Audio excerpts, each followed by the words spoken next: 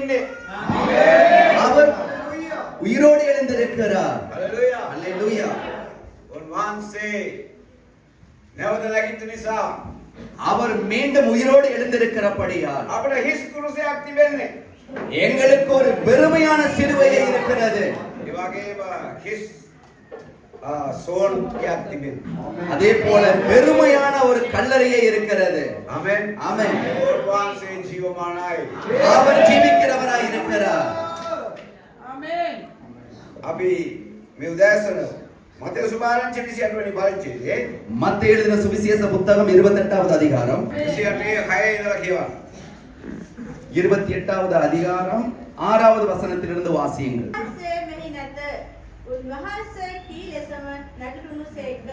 වරෙල්ලා ස්වාමීන් වහන්සේ උන් ස්ථානයේ බලා ඉක්මනින් ගොස් උන්වහන්සේ මලවුන්ගේ නැගිටුණු සේක කියා උන්වහන්සේගේ ගෝලයන්ට කියා පල්ලා. රයිට් මෙතනදී අපිට පැහැදිලි කරන දේ තමයි இந்த இடத்திலே நமக்கு தெளிவாக சொல்லப்படுகிற விடயமானது මේ නැවත නැගීම අහම්බෙන් සිදු වුණ එකක් නෙවෙයි. இந்த உயிர்த்தெழுதல் ஒரு தற்காலிகமான சம்பவமாய் நடக்கவில்லை. උන්වහන්සේ කිව්සේම அவர் சொன்னபடியே என்று சொல்லப்படுகிறது. Hallelujah. නාල් කියලා දෙන්නේ. அவர் சொன்னபடியே என்று சொல்லப்படுகிறது. උන්වහන්සේ කිව්ව ආකාරයටම அவர் சொன்னபடியே ඒ උන්වහන්සේ කිව්වා මම නැවත නැගිටිනවා. அவர் சொன்னார், மீண்டும் நான் உயிரோடு எழும்புவேன் என்று. හalleluya. அல்லேலூயா. උන්වහන්සේ නැගිට්ටා. அவர் உயிரோடு எழுந்தார். උන්වහන්සේ ජීවමානව සිටිනවා. அவர் ஜீவிக்கிறவராய் இருக்கிறார். ඇවිත් බලන්න. வந்து பாருங்கள், එන්න. வாருங்கள். හalleluya. அல்லேலூயா. උන්වහන්සේ නැවත නැගිට්ටා වූ යේසුස් වහන්සේ වෙතට මනුෂ්‍යයන් අද එන්න අවශ්‍යයි. உயிர் தெழுந்த அந்த இயேசுவின் இடத்தில் ஜனங்கள் வருவது முக்கியம். අපිට සතුටු වෙන්න පුළුවන් කාරණාවක් උන්වහන්සේ නැගිට නිසා நாங்கள் சந்தோஷம் அடையக்கூடிய ஒரு காரியம் அவர் உயிரோடு எழுந்தபடியால். මත්නිසාර උන්වහන්සේ නැගිට නැත්නම් අපේ ඇදහිල්ල නිෂ්ඵලයි. ஏனென்றால் அவர் உயிரோடு எழும்பாமல் இருந்தால் எங்களுடைய விசுவாசம் வீணானதாய் இருக்கும். පළවෙනි කොරින්ති 5 1 கொரிந்தியர் 15வது அதிகாரம் අපි කියමු 12வது வசனத்திலிருந்து வாசிப்போம். ඉතින් කිත්තුස් වහන්සේ මලවුන්ගේ නැගිටුණු ලැබූ සේකයි දේශනා කරමු. දේශනා කරනු ලැබේ නම් මලවුන්ගේ නැගිටීමක් නැතයි නුඹලා අතරින් සමහරු කියන්නේ කොහොමද? මලවුන්ගේ නැගිටීමක් නැත්නම් කිත්තුස් වහන්සේ නැගිටුණු නොලබූ සේක. ඉතින් කිත්තුස් වහන්සේ නැගිටුණු නොලබූ සේක් නම් අපගේ දේශනා කිරීම නිෂ්ඵලය. නුඹලාගේ ඇදහිීමත් නිෂ්ඵලය. එසේය මලාහු නැගිටුණු නොලබත් නම් දෙවියන් වහන්සේ විසින් නොනැගිටුවා වූ කිත්තුස් වහන්සේව උන්වහන්සේ නැගිටවූ සේක් දැයි අප උන්වහන්සේ ගැන සාක්ෂි දුන් බැවින් අපත් දෙවියන් වහන්සේ ගැන බොරු සාක්ෂිකාරයන් බව පෙනේ. මක්නිසාද මලාහු නැගිටුණු නොලබත් නම් කිත්තුස් වහන්සේ නොනැගිටුණු සේක්. ඉතින් කිත්තුස් වහන්සේ නොනැගිටුණු සේක් නම් නුඹලාගේ ඇදහිීම නිෂ්ඵලය. නුඹලා මේ දක්වා නුඹලාගේ පාපවල සිටින්නවිය. දැන් இப்பொழுது යේසුස් වහන්සේගේ නැවත නැගිටීම කාරණා කොටගෙන இயேசு கிறிஸ்துவுடைய மீண்டும் உயிரோடு எழுந்ததிலிருந்து බෝධනය කියන්න පටන් ගත්තා. නෑ උන්වහන්සේ නැවත නැගිටින්නේ නෑ. நிறைய பேர் சொல்றாங்க அவர் மரித்தோரிலிருந்து உயிர் தெழும்பவே இல்லை என்று. සමහර අය කියන්න පටන් ගත්තා නෑ ඕ සිහිසන් වුණා. சிலர் சொல்றாங்க அவர் மூர்ச்சை அடைந்தார். மூச்சு அடைந்தார் என்று. ඔව් ඒ කියන්නේ ඊට පස්සේ ගිහිල්ලා ඒ සෝන් කියන ධම්මන පස්සේ ආය මේ හුස්ම ඇවිල්ලා ආය නැගිට්ටා කියලා. அவரை மீண்டும் கல்லறையிலே வைத்த பொழுது மீண்டும் அவருக்கு மூச்சு வந்து எழுப்பினார் என்று. විද්‍යාස කියන උන්වහන්සේ නරුණා. ஆனால் வேதம் சொல்லுகிறது அவர் மரித்தோரிலிருந்து எழுப்பினார் என்று. ඔව් දන්නවද? என்ன தெரியுமா? ඒ යන සෑහෙන දැනීමක් තියෙන අය තමයි සෝදිසි කරලා බැලුවේ උන්වහන්සේ ජීවිතුන් අතර ඉවරන නැබලයි. ஏனென்றால் இதை குறித்து நன்றாக அனுபவத்திலே தேர்ச்சி பெற்றவர்கள் பரிசோதனை செய்துவிட்டு தான் சொன்னார்கள் அவர் உயிர் தெழுந்தாரா இல்லையா என்று. යන්නේ ඒ උන්වහන්සේ මැරිලා නැත්තම් அவர் மரிக்காமல் இருந்திருந்தால் සම්ප්‍රදාය තමයි කකුල දෙක කඩනවා.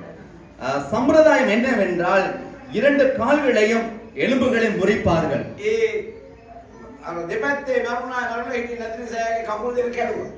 இயேசு கிறிஸ்துவுடைய இருபக்கத்திலும் அறையப்பட்டவர்களுடைய வாழ்க்கையில அவர்கள் மரிக்காமல் இருந்தபடியினாலே கால்களுடைய எலும்புகளை முறித்தார்கள். කඩපුවාම අත් දෙකෙන් ඉල්ලෙන්නේ. இப்போ எலும்புகளை முறித்த பொழுது கையிலே மட்டும்தான் தொங்க வேண்டும். මරණවා අනිවාර්යයි. கட்டாயமாகவே இறந்து விடுவார்கள். යේසුස් වහන්සේ වෙතට ආපුවාම ஆனாலும் இயேசுவினிடத்தில் அவர்கள் வந்த பொழுது அவர் மரித்திருந்தார். එක්කෙනෙක් මොනවද කරන්නේ? ඩිල්ලින් යන්න කියලා. இப்போ ஒருவர் என்ன செய்தான்? ஒரு போர் வீரன் அவருடைய விலா எலும்பிலே ஈட்டி எடுத்து குத்தினான் என்று பார்க்கிறோம். මේ වතුර දෙකම ගිරනවා. அப்பொழுது தண்ணீரும் இரத்தமும் சேர்ந்து வெளியே வந்தது என்று பார்க்கிறோம். ඉතින් අපි සාක්ෂි ඇතුව උන්වහන්සේ මරුණා. ஆகவே ஒரு சாட்சியோடு கூட அவர் மரித்தார். ඒ වගේම அதே போல උන්වහන්සේ නැවත නැගිට්ටා. மீண்டும் மரித்தோரிலிருந்து உயிர்த்தெழுந்தார். අද වගේ දවසක இன்றைய போல ஒரு நாளிலே උන්වහන්සේ නැවත නැගිට්ටා. மீண்டும் மரித்தோரிலிருந்து உயிர்த்தெழுந்தார். ඒ ගොඩක් කලාවකට ගෝලිය පවා විශ්වාස කරේ නෑ ਉਹ නැවත නැගිට්ටා කියලා.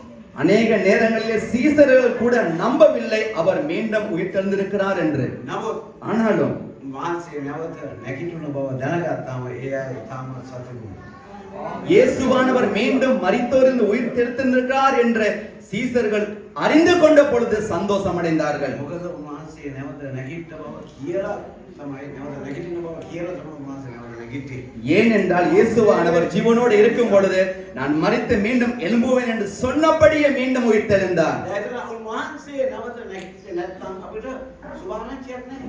அவர் மரித்தோரிலிருந்து எழும்பாவிட்டால் எங்களுக்கு ஒரு நற்செய்தியே இல்லை. අපිට අදහිරක් නැහැ. எங்களுக்கு ஒரு விசுவாசமும் இல்லை. දේශනා කරන්න දෙයක් නැහැ. பிரசங்கம் செய்வதற்கும் ஒன்றும் இல்லை. ඇයි? ஏன்? එහෙනම් උන්වහන්සේ කොහේ වලක දාලා තාම ඉන්නවා.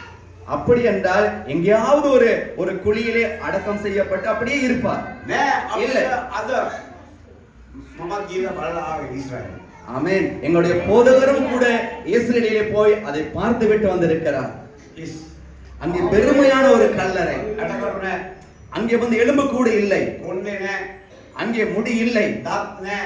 பற்கள் இல்லை. අපිට ධාතු නෑ. அங்கே வந்து அடையாளங்கள் அடையாளங்கள் இல்லை.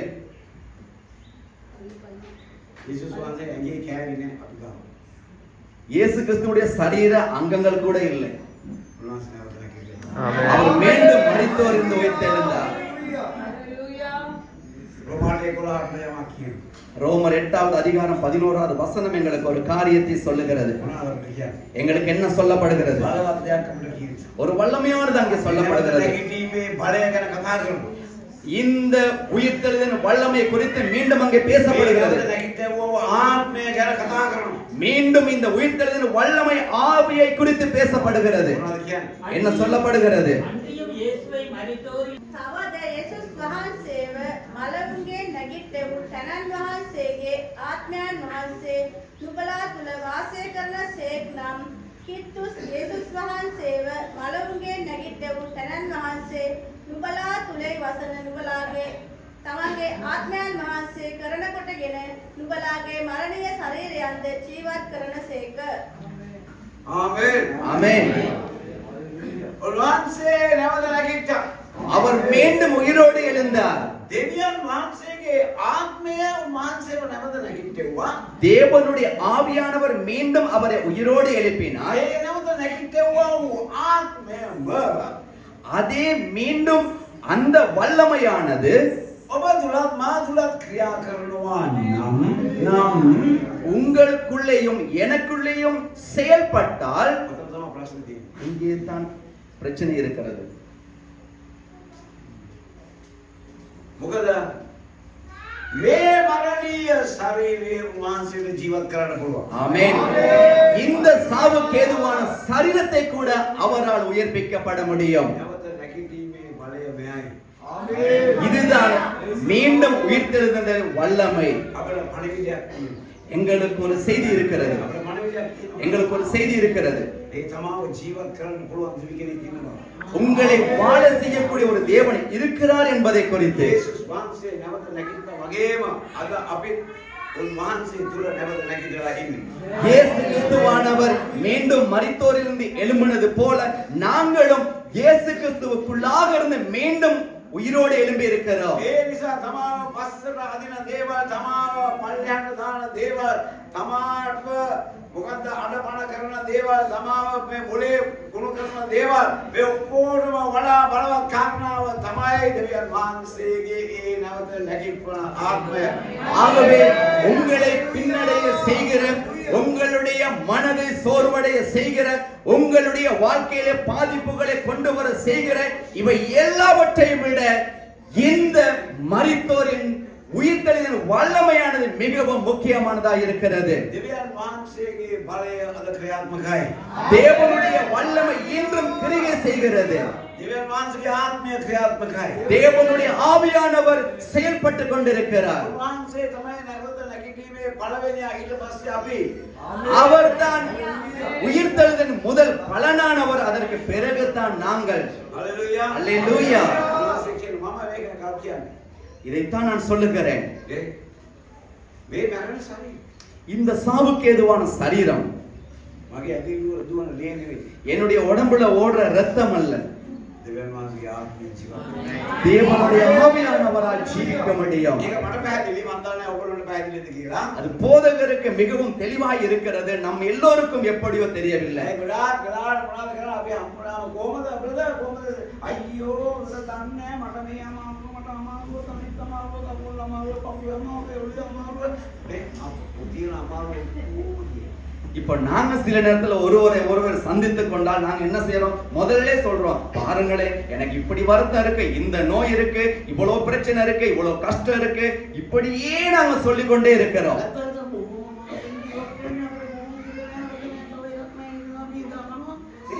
அப்படி இல்லாவிட்டா நாங்க என்ன சொல்லுவோம்? நான் ரொம்ப கஷ்டப்பட்டு வாழ்ந்துகிட்டு இருக்கிறேன், நிறைய காரியம் இல்லாம எவ்வளவு இந்த உயிர்த்தெழுதலின் வல்லமை பற்றி சொல்லிக் கொடுத்தாலும் இதையே சொல்லி புலம்புகிறோம். தன்னுடைய நோயை பத்தியே தான் பேசுவோம். தன்னுடைய இல்லாத பாட்டையே பாடுவோம். இதை நிறுத்திக் கொள்ள வேண்டும். ஏன்? அப்போ பலவத்கரன் தேவி කෙනෙක් ඉන්නවා. ஆமென். எங்களை பலப்படுத்துகிற ஒரு தேவன் இருக்கிறார். යේසුස් වහන්සේම නැවත නැගිට්ටුවා වූ එම ආත්මය මා තුලත් ඔබ තුලත් ක්‍රියා කරනවා. இயேசு கிறிஸ்துவை மரித்தோரிலிருந்து உயிர்த்தெழுப்பிய அதே ஆவியானவர் உங்களுக்குள்ள எனக்குள்ளும் செயல்பட்டு கொண்டிருக்கிறார். ඉඩදෙන්න ඕනේ. அவருக்கு இடம் கொடுக்க வேண்டும். ராஜාவிடம் ඉඩදෙන්න ඕනේ. அந்த ஆவியானவருக்கு இடம் கொடுக்க வேண்டும். අපෝ ගෙනියන්න. எங்களை வழி நடத்த, අපෝ ජීවත් කරන්න. எங்களை வாழ வைக்க, අපෝ බලවත් කරන්න. எங்களை பலப்படுத்த, මේක තමයි වැදගත් කාරණා. இதுதான் முக்கியமான காரியம். නැවත නැගිටීමේ බලය මේකයි. உயிர்த்தெழுதலின் வல்லமை இதுதான். හිතලා බලන්න මේ නැවත නැගිටීමේ බලයෙන් අපි බලවත් කරලා තියෙන්නේ. யோசித்து பாருங்கள், இந்த உயிர்த்தெழுதலின் வல்லமையினாலே எங்களை பலப்படுத்தி இருக்கிறார். අපිට අනිත් අයට කියන්න පුළුවන් වෙන්න ඕනේ. எங்களால் மற்றவர்களுக்கு சொல்ல முடியுமா இருக்க வேண்டும். තමගේ ප්‍රශ්න විසඳන්න පුළුවන් දෙවි කෙනෙක් ඉන්නවා. உன்னுடைய பிரச்சனையை தீர்த்து வைக்கக்கூடிய ஒரு தேவன் இருக்கிறார் என்று. ඔයාට බැලුම් මට උදව් කරන්න. உங்களுக்கு முடியாத எனக்கு உதவி செய்ய? මම ඇත්ත කතා කරන්නේ. போதகர் உண்மையை பேசுகிறார். කනගාටුදායක තත්ත්වයක්. ஒரு கவலைக்கிடமான காரியம் இது. ඉස්ලාම්ගේ තියෙන කනගාටුදායක තත්ත්වයක්. கிறிஸ்தவர்களுடைய ஒரு கவலைக்கிடமான காரியம் இது. තේරුම් ගන්න. இதை புரிந்து கொள்ளுங்கள். දෙවියන් වහන්සේගේ ආත්මය ඉන්නවා. தேவனுடைய ஆவியானவர் இருக்கிறார். ஆமென். அல்லேலூயா. දෙවියන් වහන්සේගේ ආත්මය ඉන්නවා. தேவனுடைய ஆவியானவர் இருக்கிறார். උන්වහන්සේ සමග තමයි ගමනක් යන්න පුළුවන්. அவரோடு கூட நீங்கள் ஒரு பயணத்தை போக முடியும். මොකද බයිබලේ මොනවද කියන්නේ? வேதம் என்ன சொல்லுகிறது? රෝම 8:14 මාල් මොනවද කියන්නේ? ரோமர் 8வது அதிகாரம் 14ஆம் 15வது வசனம் என்ன சொல்லப்படுகிறது? මොනවද කියන්නේ? දෙවියන් වහන්සේගේ ආත්මයන් වහන්සේ විසින් ගෙන යනු ලබන යම් පමණ දෙනෙක් ඇත. ඒ පමණ දෙනා දෙවියන් වහන්සේගේ පුත්‍රයෝය. හලෙලූයා. அல்லேலூயா. දෙවියන් වහන්සේ ආත්මය බලාගෙන ඉන්නවා අපිව අරගෙන යන්න. தேவனுடைய ஆவியானவர் கவனித்துக் கொண்டு இருக்கிறார், எங்களை வழிநடத்தி கொண்டு போக. අපි අතකසට දාලා මට ඕන දිහාට මං යන්නේ. මාව දෙවියන් වහන්සේගේ පැත්තට ගෙනියන්න ඕනේ නෑ. நாங்க கைய உதறி விட்டுட்டு நாங்க என்ன சொல்றோம், நான் எனக்கு வேணுங்கிற மாதிரி என் பக்கத்துக்கு போறேன், தேவனுடைய நடத்துதல் எனக்கு தேவையில்லை என்று. நம்மளா சாந்தூரே වගේ මෙතන ඉඳගෙන ඉන්නවා එහෙම තමයි කරලා තියෙන්නේ. எல்லாருமே மிகவும் சாந்த குணம் உள்ளவர்கள் போல அமர்ந்திருக்கிறோம், ஒண்ணுமே தெரியாத மாதிரி. ඒ උන්වහන්සේ වැස්සිලා ඉන්න අපිව ගෙනියන්න. ஆமென். அவர் ஆயத்தமா இருக்கிற எங்களை வழிநடத்தி கொண்டு போக. උන්වහන්සේ විසින් ගෙන යනු ලබන යම් පමණ දෙනෙක් ඇද්ද? தேவனுடைய ஆவியினாலே வழிநடத்தப்படுகிறவர்கள் எவர்களோ, ඊදෙනෙක් කැමති දෙවියන් වහන්සේගේ පුත්‍රයෙක් වෙන්න. எத்தனை பேருக்கு விருப்பம் தேவனுடைய புத்திரராய் மாறுவதற்கு? ඒක උන්වහන්සේ ඉන්න දෙන්න ඕනේ. அப்படி என்றால் அவருக்கு இடம் கொடுக்க வேண்டும், උන්වහන්සේ ඉන්න දෙන්න ඕනේ. தேவனுக்கு இடம் கொடுக்க வேண்டும். මාව ගෙනියන්න. உங்களை நடத்தி செல்ல උන්වහන්සේගේ වැඩේට அவருடைய வேலைக்கு අපි උන්වහන්සේගේ අභිප්‍රාය ඉෂ්ට කරගෙන තමයි මේ ලෝකේ ඉන්නේ. நாங்கள் இந்த உலகத்திலே இருப்பதற்கான காரணம் அவருடைய அபிப்பிராயத்தை செய்வதற்கு. අපි දේව රාජ්‍යයට අයිති අය. ஆமென். நாங்கள் தேவனுடைய ராஜ்யத்துக்கு உரிமை உள்ளவர்கள். අපි පසුතැවිලි වෙලා දේව රාජ්‍යයට ඇතුල් වෙන්න ඕනේ අය. நாங்கள் மனம் திரும்பி தேவனுடைய ராஜ்யத்துக்குள்ளே வரக்கூடியவர்கள். දේව රාජ්‍යයේ කාරණා යතුරු අපි දැනගන්න ඕනේ. தேவனுடைய ராஜ்யத்தின் திறவுகோலை சாவியை நாங்கள் அறிந்து கொள்ள வேண்டும். කොයි තරම් දුරට අපේ දෙවියන් වහන්සේගේ ආත්මයට අපිට මඟ පෙන්වන්න අපිව ගෙන යන්න ඉඩ දෙනවද? எந்த அளவுக்கு தேவனுடைய ஆவியானவருக்கு எங்களை நடத்த வழி நடத்த இடம் கொடுக்கிறோமோ, ඒ තරම් දුරට අපි දෙවියන් වහන්සේගේ දේ කරන්නේ. அந்த அளவுக்கு தேவனுடைய காரியத்தை செய்ய போகிறோம். ஆமென். ஹல்லேலூயா. ஹல்லேலூயா. අපි මේක තේරුම් ගන්නකම් நாங்கள் இதை விளங்கிக் கொள்ளும் வரைக்கும் අපි බාහිර දැම්මිච්ච ක්‍රිස්තියානි කාරවල තමයි ජීවත්. அரைவாசி வெந்து போன கிறிஸ்தவர்கள் மாதிரி தான் இருப்போம். අවුරුදු 40ක් පල්ලියේ ඉන්න පුළුවන්. 40 வருஷம் ஆலயத்துக்கு வரலாம். නමුත් මේක තේරුම් ගන්න නැත්තම් இதை புரியாமல் இருந்தால் යන්නේ නැහැ කොහාට. எங்கேயுமே போக மாட்டோம். හරිද? මොකද උන්වහන්සේ අපිට මඟ පෙන්වන තන මහන්සිය. ஏனென்றால் அவர் எங்களை வழிநடத்தக்கூடியவர். යේසුස් වහන්සේ කිව්වකොට උපකාර කරන ගැන සුද්ධාත්ම මහන්සිය. இயேசு கிறிஸ்து சொன்னார், உனக்கு ஒத்தாசை செய்யகிறவர் பரிசுத்த ஆவியானவர் என்று. මගේ දේවල් අරගෙන ඔබට පෙන්වන්න යනවා. என்னுடையதிலிருந்து எடுத்து அவர் உனக்கு கொடுப்பார் என்று. ඒ ඉදිරියේදී වෙන්නේ යන දේ උඹ සනසන්න යනවා. வரும் காலத்தில் நடக்க போறதை குறித்து உன்னை தேற்ற போகிறார் என்று சொன்னார். ඒ උන්වහන්සේ දැන සිටියා උන්වහන්සේවත් නැවත නැගිටවන්නේ සුද්ධාත්ම මහන්සිය කියලා. ஏனென்றால் அவர் அறிந்திருந்தார் அவரையும் மரித்தோரிலிருந்து எழுப்ப போவதை இந்த பரிசுத்த ஆவியானவர் என்று. අද යේසුස් වහන්සේ නැවත නැගිට ගියත් இன்று இயேசு கிறிஸ்துவானவர் மரித்தோரிலிருந்து உயிர்த்தெழுந்தது உண்மை. ඔබ නැවත නැගිටලා තියෙන්නේ. நீங்கள் எழும்பி இருக்கிறீர்களா?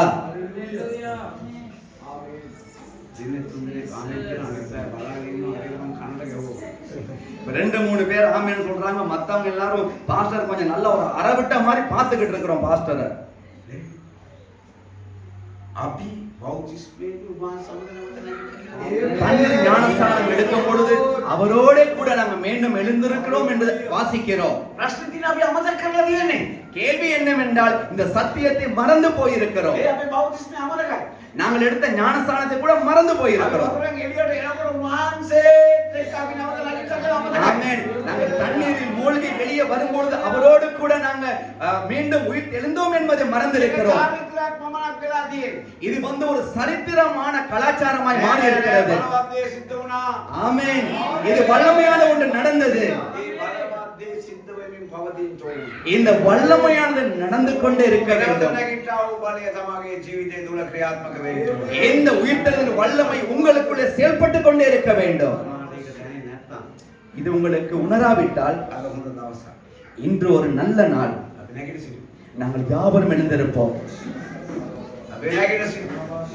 යෝදාත්මයන් වහන්සේට කියා நாங்கள் யாவரும் எழுந்திருந்து